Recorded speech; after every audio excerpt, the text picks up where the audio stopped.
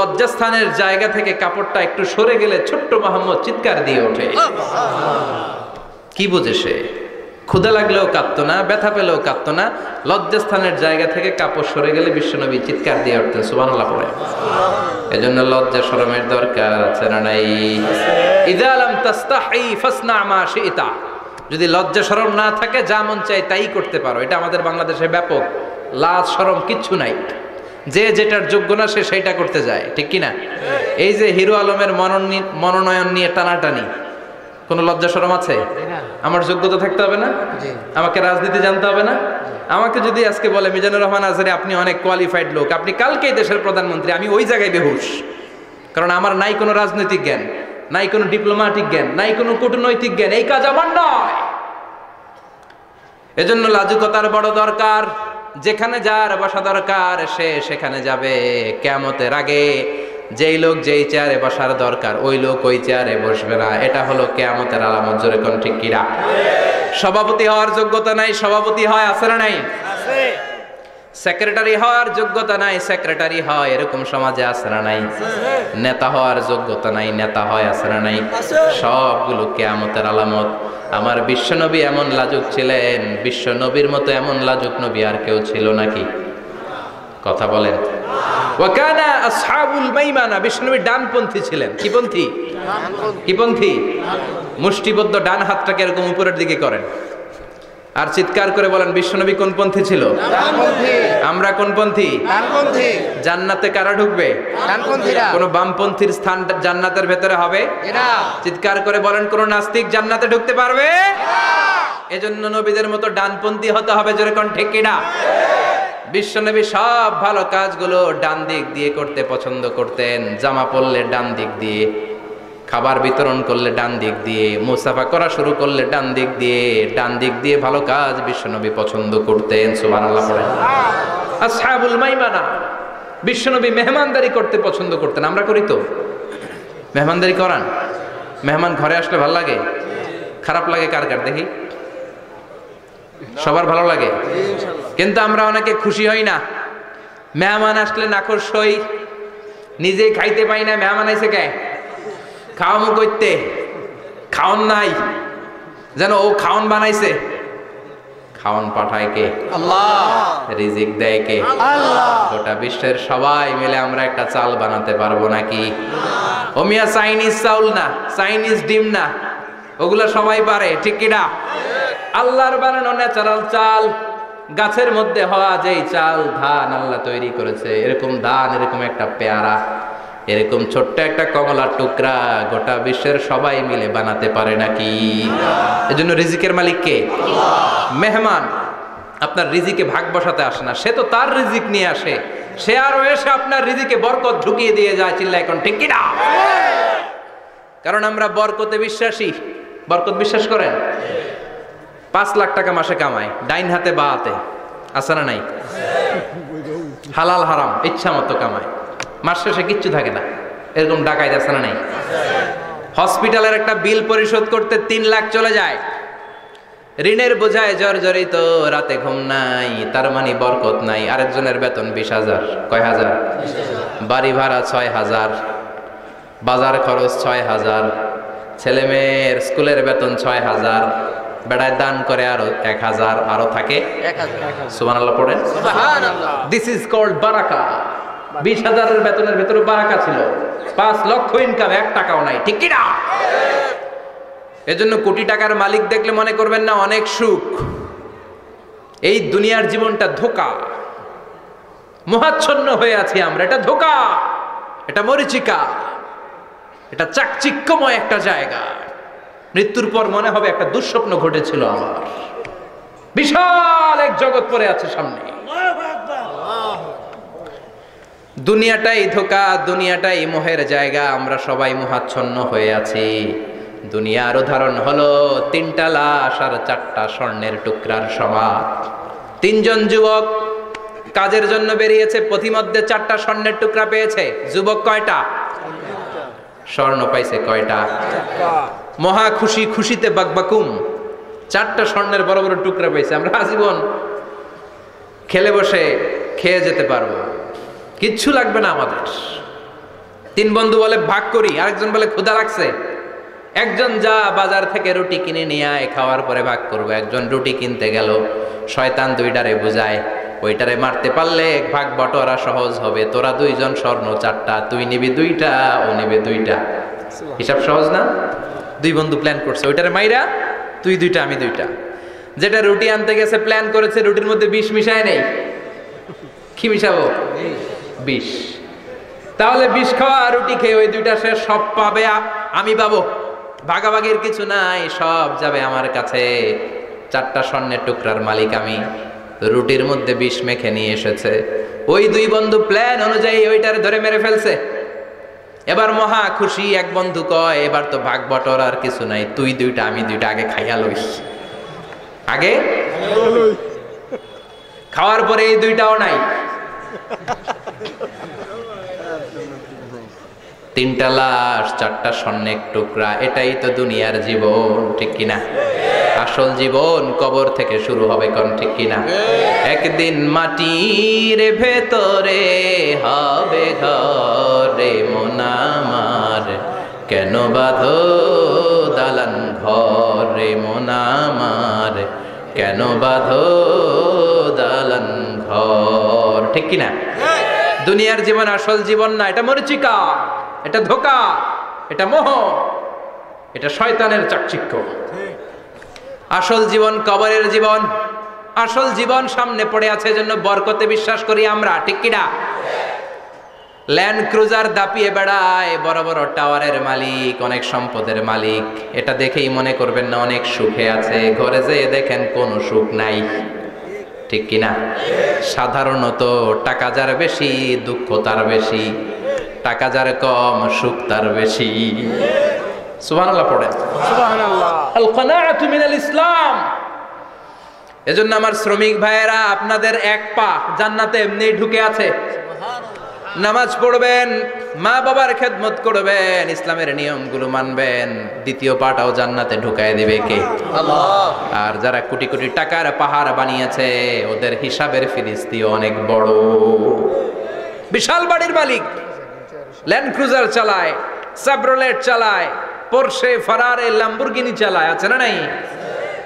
ঘরে সুখ নাই, রাতে ঘুম নাই, টেনশন আর টেনশন। 4টা ট্যাবলেট খেয়ে আধা ঘন্টা ঘুমাতে পারে না, এরকম ধনী আছে না নাই? সব ধনীরা আবার এক পাল্লায় মাইপেন না। হালাল পন্থায় মাথার ঘাম পায়ে ফেলে যেই ধনী ব্যবসায়ীরা বড়লোক হয়েছে, ওদের ঘরে ঠিকই শান্তি আছে। তার মানে টাকা যার বেশি, ওষুধ তার বেশি, কিচ্ছু খেতে পারে না। দেখবেন ধনীদের খাবারের ডায়েটে থাকে ভেজিটেবলস আইটেম, ঠিক কিনা? এমনি হজম হয় না, আবার ডাক্তারের কাছে গেলে বলে কিচ্ছু খাবেন না, খালি ঘাস খাবেন। কি খাবেন? মানে ভেজিটেবল খাবেন, সবজি খাবেন তো সুস্থ থাকবেন, আছে না নাই? ঘুম নাই, শান্তি নাই। এই যে কোম্পানিগঞ্জ বাজারের যারা কুলি মজুর শ্রমিক, এদের ঘুমে ঝামেলা আছে? কথা বলেন। ধনী পয়সাওয়ালা কোটিপতি, সে ঘুমের ট্যাবলেট খায়। ঘুমের জন্য যে ট্যাবলেট লাগে রিক্সাওয়ালা ওইটাই জানে না, ঠিক কিনা? 1000 কোটি টাকার মালিক হলে বাড়ি কিনা যায়, গাড়ি কিনা যায়, সুখ কিনা যায় না। কোম্পানিগঞ্জ বাজারে সুখ বিক্রি হয় এমন দোকান আছে নাকি? কথা কন, একটাও নাই। কি করলেন আপনারা? সুখের দোকান দিতে পারলেন না? কি আজীব তামাশা। টাকা দিয়ে সুখ কিনা যায় না, গাড়ি কিনা যায়, বাড়ি কিনা যায়, কিন্তু সুখ নো ওয়ে, কেনা যায় না। টাকা হলে জাজিম কিনা যায়, বালিশ কিনা যায়, ঘুম কিনা যায় না। ঘুম কিনা যায়? ফার্মেসিতে ডাক্তারের কাছে যে যদি বলেন 2000 টাকার ঘুম দেন, দিবে? ডাক্তার কি বলবে? দূর মিয়া, আমারই ঘুম আসে না, তোমারে আমি ঘুম বিক্রি করব। আচ্ছা না নাই? শ্রমিক ভাই, রিক্সাওয়ালাদের ঘুমের ঝামেলা নাই। যেখানে রাই তো ওইখানে, যেখানে রাই তো ওইখানেই কাই। ওর মাথা লাগতে দেরি বিছানায়, নাক ডাকতে দেরি হয়? ওর নাকের ডাকের আওয়াজে ট্রাকের ইঞ্জিনও ফেল, ঠিক কিনা? এজন্য আমরা বরকতে বিশ্বাসী। অল্প খাবো, অল্প পড়বো, অল্প জমাবো, অল্পের ভেতর বরকত দিয়েছে কে? এজন্য মেহমান আসলে বিশ্বনবী খুশি হতেন, আমরাও মেহমান আসলে খুশি হব। রাজি আছি না নাই? ইনশাআল্লাহ। সবাই রাজি? মেহমানদারি করাবেন তো? এরপরে বিশ্বনবী ইনসাফ করতেন। কি করতেন? ইনসাফ করতেন, বিচার করার সময় বিশ্বনবী ইনসাফ করতেন, গোটা বিশ্বকে ইনসাফ শিখিয়েছেন বিশ্বনবী। আমাদের দেশেও তো ইনসাফ হয় না, হাইকোর্টে, সুপ্রিম কোর্টে, গ্রাম্য সালিশে আছে আছে। আহা, আহকামুল হাকিমিনের দরবারে সবগুলো বিচার আবার বসবে, চিল্লায় বলেন ঠিক কিনা? ও মিয়া, দুনিয়াতে বিচারপতি বিচারের রায় দেয়, ওই বিচারপতিরও বিচার আছে না নাই? সবচেয়ে বড় বিচারপতির নাম কি? বিশ্বনবী ইনসাফ করে গোটা বিশ্বকে দেখিয়ে গেলেন কেমন করে বিচার করতে হয়। বিশ্বনবীর কাছে কখনো বিচার আসলে বিশ্বনবী দুই পক্ষের কথা শুনে রায় দিতেন। পড়েন সুবহানাল্লাহ। সব সময় দুই পক্ষের কথা শুনে রায়। এখন কি দুই পক্ষকে সমান প্রিভিলেজ দেয়া হয়? কথা বলেন। কারণ কোরআন দিয়ে বিচার হয় না। কোরআন দিয়ে বিচার হোক আমরা চাই কি চাই না? আমার সংসদ ভবনের ভেতরে কোরআনের আইন দিয়ে সংসদ ভবন কায়েম হোক আমরা চাই কি চাই না? সেনাবাহিনীর ভেতরে দরবার হলগুলোতে যখন আলোচনা বসে কোরআন মাঝখানে থাকবে, চিল্লায় বলেন ঠিক কিনা? দেশের সবগুলো ক্যান্টনমেন্টের ভেতরে কোরআন থাকার দরকার আছে না নাই? সবগুলো আদালতের ভেতরে কোরআন থাকার দরকার আছে না নাই? কোরআনের আইন অনুযায়ী আমার দেশের সব নিয়ম কানুন চলবে আমরা চাই কি চাই না? এই কোরআনের আইনের বিরুদ্ধে যদি কোনো আইন পাশ করা হয় আমরা ওই আইনের বিরুদ্ধে চিৎকার করে বলেন ঠিক কিনা? আমরা এই কোরআনের জন্য সব বাজি রাখতে রাজি আছি, আমরা জীবন বাজি রাখতে রাজি আছি, আমরা দেহের তাজা রক্ত বিলিয়ে দিতে রাজি আছি। জোরে বলেন ঠিক কিনা? কোরআনের জন্য কে কে ময়দানে থাকতে রাজি আছেন? হাত উঁচু করে আল্লাহর দেখা।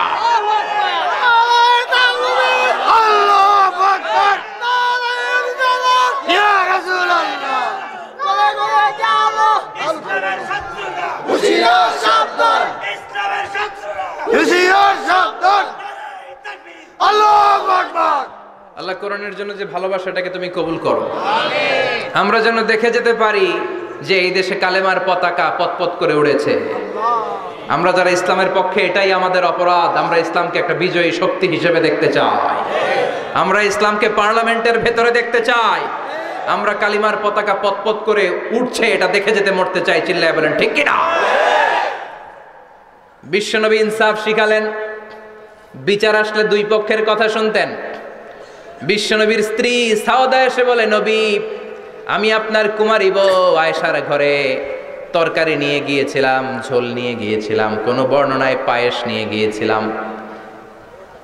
তরকারি দেওয়ার পরে আপনার স্ত্রী রেগে বলে, তরকারি দিলা কেন? আমি কি তরকারি রাঁধতে পারি না? আনলা কেন? রাগের চোটে তরকারির ঝোল নিয়ে পায়েস নিয়ে আমার গালের মধ্যে মাখিয়ে দিয়েছে আপনার বউ। আপনি তো শ্রেষ্ঠ বিচারক, কোন বিচার করে দেন। দুই বউয়ের মধ্যে ঝগড়া আছে না নাই?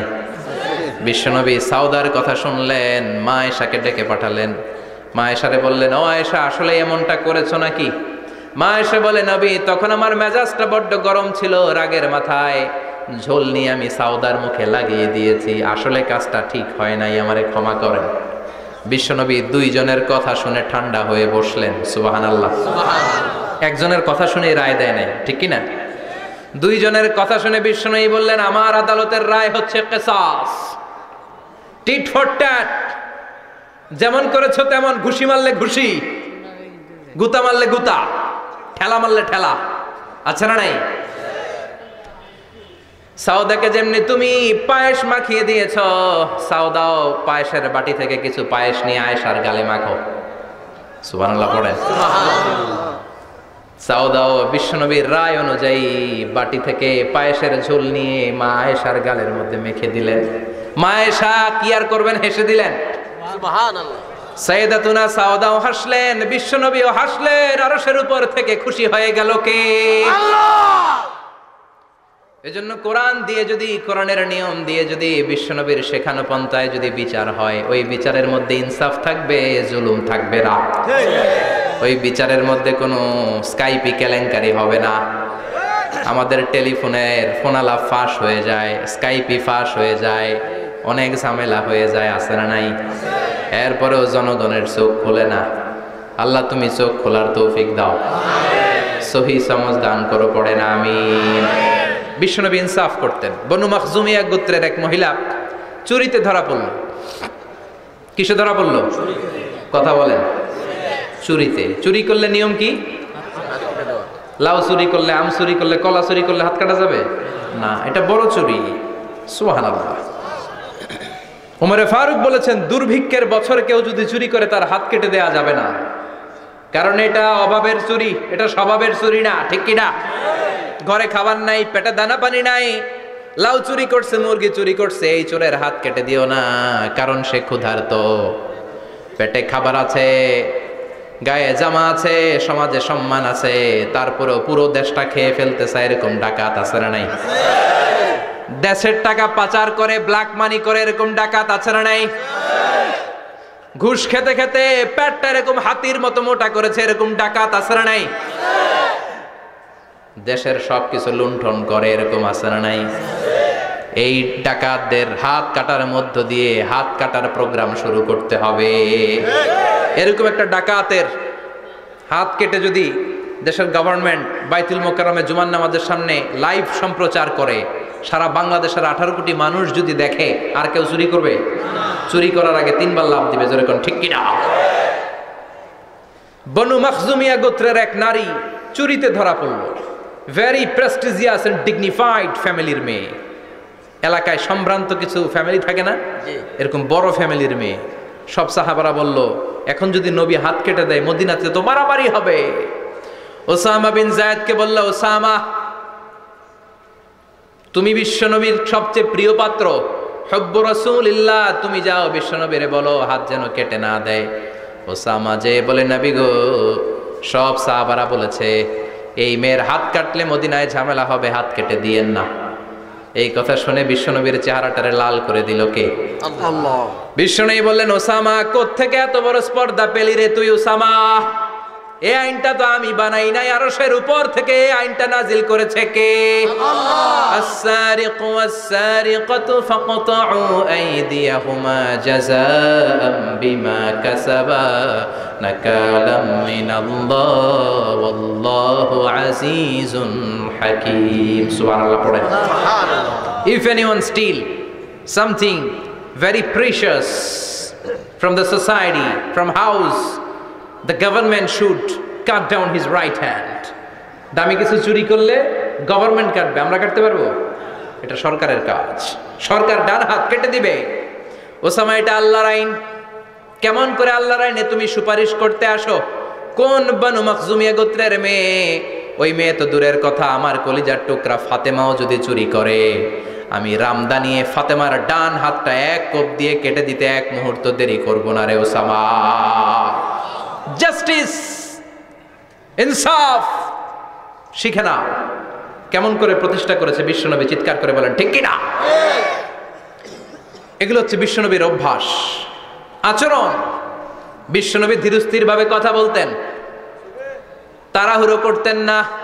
সাহাবারা বলতেন, বিশ্বনবী যখন কথা বলতেন প্রতিটা শব্দ আলাদা করা যেত, প্রতিটা অক্ষর আলাদা করা যেত। আল্লাহু আকবার। আবার জরুরি কোনো কথা যখন বিশ্বনবী বলতেন, ওইটাকে 3 বার বিশ্বনবী রিপিট করতেন। কয়বার? 3 বার। কারণ জরুরি। কারণ কি? যেন না ভুলে যায়, ভুল যেন না হয়, 3 বার বলতেন। বিশ্বনবী একবার তাকওয়া নিয়ে ওয়াজ করতেছিলেন, আর বলছিলেন, তাকওয়া হা হুনা, হা হুনা, হা হুনা। তাকওয়া এইখানে, এইখানে, এইখানে। কয়বার বললেন? 3 বার। কারণ তাকওয়ার ওয়াজ কি কম গুরুত্বপূর্ণ নাকি বেশি গুরুত্বপূর্ণ? তাকওয়া মানে কার ভয়? যাদের হৃদয়ে আছে আল্লাহর ভয়, তারা কবু পথ ভুলে যায় না। আল্লাহর প্রেম ছাড়া এই দুনিয়ায় কারো কাছে কোনো কিছু চায় না। ঠিক কি না? যাদের হৃদয়ে আছে আল্লাহর ভয়, তারা কবু পথ ভুলে যায় না। আল্লাহর প্রেম ছাড়া এই দুনিয়ায় কারো কাছে কোনো কিছু চায় না। রাতের আধারে যারা সেজদাতে রয়, দু চোখের শ্রুতে নদী যেন বয়। রাতের আধারে যারা সেজদাতে রয়, দু চোখের শ্রুতে নদী যেন বয়।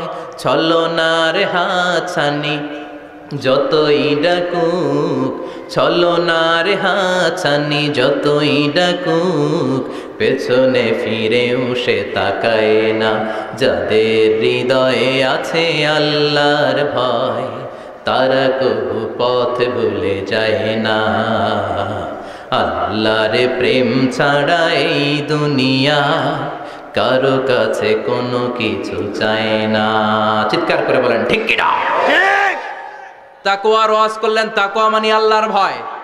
বিষ্ণুই বললেন আর তাকওয়া হা হুনা, তাকওয়া হা হুনা, তাকওয়া হা হুনা। তাকওয়া এই জায়গায়, তাকওয়া এই জায়গায়, তাকওয়া এই জায়গায়। যেহেতু এটা গুরুত্বপূর্ণ, বিষ্ণুনবী 3 বার ইঙ্গিত করে বলেছেন। সুবহানাল্লাহ। বিষ্ণুনবী বলেন না তাকওয়া হা হুনা, তাকওয়া এইটা। বলেন না তাকওয়া হা হুনা, তাকওয়া এইটা। বলেন না তাকওয়া হা হুনা, তাকওয়া এইটা। জুব্বায় তাকওয়া, দাড়িতে তাকওয়া, টুপিতে তাকওয়া বলে নাই। তাকওয়ার আসল জায়গা হলো হৃদয়। এজন্য যাদের হৃদয়ে আল্লাহর ভয় আছে তারা কোনোদিন পথ হারাতে পারে না। তাদেরকে সিরাতুল মুস্তাকিমের উপর দায়েম রাখে কে? কি সুন্দর অভ্যাস ছিল বিশ্বনবীর, মানার দরকার আছে না নাই? বিশ্বনবীর আরেকটা অভ্যাস ছিল, বাসি খাবার খেতেন না, জানেন? বাসি খেতেন না, অল্প খেতেন, কিন্তু যেটা খেতেন ভালোটা খেতেন। অল্প খেতেন কিন্তু যেটা খেতেন ভালো খেতেন। মধু খেতে পছন্দ করতেন, কিন্তু মধুর মধ্যে দুর্গন্ধওয়ালা একটা মধু আছে না, মাগাফির। বুখারীতে লম্বা ঘটনা, ওইদিকে যাব না। এই মাগাফিরের মধু উনি খেতে চাইতেন না। ভালো সুগন্ধিওয়ালা মধু তিনি বিশ্বনবী খেতে পছন্দ করতেন। বিশ্বনবীর খাবারের তালিকায় সবচেয়ে পছন্দনীয় তালিকায় ছিল এই মধু। মধু খেতেন, দুধ খেতেন, খেজুর খেতেন, জব খেতেন, বার্লি খেতেন, ছাগলের বাজুর মাংস খেতে পছন্দ করতেন, সিনার মাংস। সুবহানাল্লাহ কইবেন না? What a choice! কি চয়েস ছিল বিশ্বনবীর! বাজুর মাংস খেতেন। বিশ্বনবী লাউ খেতে পছন্দ করতেন, লাউ। রুম্মান ফল খেতে পছন্দ করতেন, রুম্মান মানে ডালিম। রুম্মান মানে কি? ডালিম খেতে পছন্দ করতেন। মাশরুম খেতে পছন্দ করতেন। সুবহানাল্লাহ পড়ে। মাশরুমের স্যুপ পাওয়া যায় না রেস্টুরেন্টে? বিষ্ণু বলতেন আল কামআতু মিনাল মান্নি ওয়া মাউহা শিফাউন লিল আইন। এই কামআ মানে মাশরুম, ব্যাঙের ছাতা, এটা হলো মান্না সালোয়ার মতো দামি খাবার। আর এই মাশরুমের স্যুপ চোখের জন্য মহৌষধ। যাদের রাত কানা দিন কানা আছে, মাশরুমের স্যুপ খান, চোখ ভালো করে দিবে কে? আল্লাহ। এজন্য বিষ্ণুনবী যেগুলো খেত এগুলো খাওয়ার দরকার আছে না নাই? বিশ্বনবীর যে সুন্দর চরিত্র ছিল, আচরণ ছিল, এগুলো পালনের দরকার আছে না নাই? তাহলে বিশ্বনবীর 3টা কথা বলবো বলেছিলাম। প্রথম কথা ছিল দেখতে কেমন ছিল। অনেক কথা এত বলা যাবে না, সংক্ষেপে বললাম যে বিশ্বনবীর আচরণ কেমন ছিল। এখন শুনবো, শেষ কথা বলে যাই, বিশ্বনবীর ইন্টেলেকচুয়াল পাওয়ার কেমন ছিল, ওনার বুদ্ধিমত্তা কেমন ছিল। Our beloved prophet Muhammad, the last messenger, was a very good mediator. বিশ্বনবী ভালো মিডিয়েটর ছিলেন। বিশ্বনবী ভালো মধ্যস্থতাকারী ছিলেন। ঝগড়া লাগলে মিলাই দিতে পারতেন চমৎকার। সুবহানাল্লাহ। বাড়িতে যায়া জিমায় পড়ছেন? কষ্ট হচ্ছে? আর কয়েক মিনিট পড়বো, একটা তাকবীর দেন, লিল্লাহি তাকবীর, আল্লাহু আকবার। He was a very good mediator. মধ্যস্থতাকারী ব্যক্তিত্ব ছিলেন। স্বামী স্ত্রীর মধ্যে ঝগড়া লাগলে মিলাই দিতেন, বন্ধু বন্ধু ঝগড়া মিলাই দিতেন, সমাজে সমাজে মারামারি মিলাই দিতেন। মক্কা থেকে মদিনায় যখন গেলেন, মদিনায় 120 বছরের একটা যুদ্ধ চলছিল, কেউ যুদ্ধটা থামাতে পারে না। বিশ্বনবী 7 দিনের ব্যবধানে যুদ্ধ থামিয়ে দিলে। সুবহানাল্লাহ। Intellectual capacity, very good mediator. এজন্য বিশ্বনবীর উম্মত যারা, তাদের অভ্যাস হবে ঝগড়া লাগায় দেওয়া যাবে না, মিলাই দিতে হবে। ঠিক কিনা? ঠিক। আমরা যদি ঝগড়া দেখি দূর থেকে আরো লাগায় দিতে চাই, আছে না নাই? কোম্পানিগঞ্জ বাজারে ঝগড়া, কয় লাগুক, কারো লাগুক, ধরবি না, থামাবি না। দূর থেকে মজা দেখি, মজাই লাগে, এরকম ডাকাইত আছে না নাই? আগুন লাগলে পানি দিয়ে নেবায়, অনেকে তেল ঢালে, আছে না নাই? কি করবেন? মিলিয়ে দিবেন। আপনার মর্যাদা বাড়িয়ে দিবে কে? আল্লাহ। বিশ্বনবী ভেরি গুড মিডিয়েটর ছিলেন। বিশ্বনবী লজিক্যাল এবং রেশনাল ছিলেন, বুদ্ধিমত্তাকে কাজে লাগাতেন। এক সাহাবী এসে বলে, নবী ইযান লি বিজিনা, আমারে জিনার অনুমতি দেন। কিসের অনুমতি? কার কাছে অনুমতি চাইলো? অন্যান্য সাহাবারা এই যুবক ছেলেটাকে ধমকাতে লাগলো, বসো, এই মিয়া বসো, বিশ্বনবীর কাছে কি কথা বলে এগুলা? ওই যুবক বসে রইল, বিশ্বনবী কাজ সারালেন, এরপর বললেন আইনা শাবাব, ওই যুবকটা কোথায়, এদিকে আসো, কি চাইছো বলো। কয় বিশ্বনবী আপনি আমারে জিনা করার অনুমতি দেন। বিশ্বনবী যুবকটারে কাছে ডেকে আনলেন, বললেন ও যুবক, তোমার ঘরে বোন আছে কিনা? কয় আছে। তোমার বোনের সাথে কোনো পুরুষ জিনা করুক তোমার কেমন লাগবে? সে বলে আমি এই পুরুষটারে হত্যা করব। হত্যা করবা? ওকে, ডান। তোমার ঘরে মা আছে কিনা? আছে। তোমার মায়ের সাথে পর পুরুষ জিনা করবে কেমন লাগবে? কয় আমি সাইজ করবো ওরে। তোমার ঘরে স্ত্রী আছে কিনা? আছে। তোমার স্ত্রীর সাথে যদি কেউ জিনা করে কেমন লাগবে? বলে আমি তারে ছাড়বো না। বিশ্বনবী বললেন তাহলে যেই মহিলার সাথে তুমি জিনা করবা সেও তো কারো বোন, সেও তো কারো স্ত্রী, সেও তো কারো মা, ঠিক কিনা? সুবহানাল্লাহ, হোয়াট অ্যান ইন্টেলেকচুয়াল ক্যাপাসিটি। যুবক বলে তাই তো, এইভাবে তো ভাবি নাই। আমি যার সাথে পাপ কর্ম করব সেও তো কারো বোন হবে, সেও তো কারো মা হবে, সেও তো কারো স্ত্রী হবে। ও নবী, আপনি আমারে মাফ করে দেন, আমার জন্য দোয়া করে দেন যেন তাকওয়ার উপর জীবন প্রতিষ্ঠা করতে পারি। লজিক্যালি জিনিসকে সলভ করার চেষ্টা করতেন। মুআয ইবনে জাবালকে বিশ্বনবী সাল্লাল্লাহু আলাইহি ওয়াসাল্লাম ইমাম বানিয়ে পাঠালেন। উনি ইমামতি করতে গেলেন এক মসজিদে। মাগরিবের সালাতে উনি লম্বা কেরাত ধরলেন। এশার নামাজ শুরু করলেন সূরা বাকারা দিয়ে, কোরআনের সবচেয়ে ছোট সূরা। হ্যাঁ, বড়। কত বড়? বিশাল বড়। এখন ওই এলাকার মুসল্লিরা ছিল কৃষক মুসল্লি। এক কৃষক মুসল্লি সাহাবী নামাজের পেছনে দাঁড়ালেন, দেখলেন বাকারা দিয়ে ধরছে, কেরাত শেষ হয় না, আর দাঁড়িয়ে থাকতে পারে না, পায়ে ব্যথা করে, পিঠে ব্যথা করে। কিছুক্ষণ পর রেগে মেগে নামাজ ছেড়ে দিয়ে বারান্দায় নামাজ পড়ে বিশ্বনবীর কাছে বিচার দিতে গেলেন। যে বললেন নবী এমন ইমাম পাঠাইছেন এশা পরে বাকারা দিয়া। বিশ্বনবীকে সর্বনাশ, মুআয তো বেজাল লাগাই ফেলতেছে। ডেকে পাঠালেন, সহিহ বুখারীর বর্ণনা। বিশ্বনবী বললেন মুআয, হোয়াট আর ইউ ডুইং দেয়ার? কি করছো তুমি সেখানে? আফাতানুন আনতা ইয়া মুআয, ও মুআয তুমি কি ফিতনা বাজাও নাকি? তুমি কি ফিতনা ছড়াচ্ছ নাকি? খেটে খাওয়া মানুষ, কৃষক মানুষ, মাঝারি সাইজের কত সুন্দর সূরা আছে, ওয়াদ-দুহা ওয়াল-লাইলি ইযা সাজা, আল কারিআতু মাল কারিআ, আসনা নাই, আলহাকুমুত তাকাসুর, আসনা নাই। এগুলো দিয়ে না পড়ে বড় বড় সূরা ধরলা কেন রে মুআয? আফাতানুন আনতা ইয়া মুআয, তোমারে কি আমি অ্যাপয়েন্টমেন্ট দিছি তুমি ফিতনা বাজাবা? খবরদার মুআয, ইয়াসসিরু ওয়ালা তুআসসিরু, ইসলামকে মানুষের কাছে সহজ করে উপস্থাপন করবা। বাশশিরু ওয়ালা তুনাফফিরু, ইসলামকে এমন ভাবে উপস্থাপন করবা না যে তোমার কথা শুনে মানুষ দিন থেকে ভেগে ভেগে যায়। তাহলে এই দায়ভার ইসলামের নয়, এই দায়ভার বর্তাবে তোমার কাঁধের উপর। চিৎকার করে বলেন ঠিক কিনা? ঠিক।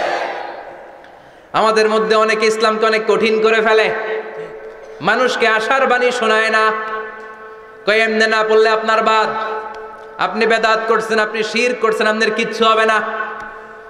যারে বলে কিচ্ছু হবে না সে বলে আমার যেহেতু কিচ্ছু হবে না তোর কথা শোনার আমার দরকার নাই। যে আমারে আশার বাণী শোনায় আমি তার কাছে যাই, ঠিক কি না? এজন্য সহি ইসলাম আপনি প্রচার করবেন, but your approach should be very flexible. 100 বছর যেটা চালু আছে আপনি একদিনে উঠিয়ে দিতে পারবেন? It's not a logical approach. বিশ্বনবীর অ্যাপ্রোচ, বিশ্বনবীর রেশনাল ক্যাপাসিটি এমনটা ছিল না। সহজভাবে বুঝাবেন। আদ-দীন ইউসরুন লা উসরা ফি, দিনটা হলো সহজ, দিনের মধ্যে কাঠিন্যতা নাই। সুবহানাল্লাহ, কি ক্যাপাসিটি! আমি যেমনি আপনাদেরকে নিয়ে বসে ওয়াজ করতেছি, বিশ্বনবী ওয়াজ করতেন, তবে সংক্ষিপ্ত ওয়াজ। আমরা আধা ঘন্টা করে যদি রাখতে চাই, হুজুর আরো আধা ঘন্টা করেন। তো আরো আধ ঘন্টা করে যদি শেষ করতে চাই, হুজুর আর 10 মিনিট করেন। হুজুর ওয়াজ অনেক টেস্ট লাগে, হুজুর নামাজ টেস্ট লাগে না। আচ্ছা না? নাই, ওয়াজ ভাল লাগে, নামাজ ভাল লাগে না, কিন্তু বিশ্বনবীর ওয়াজ ছিল সংক্ষিপ্ত।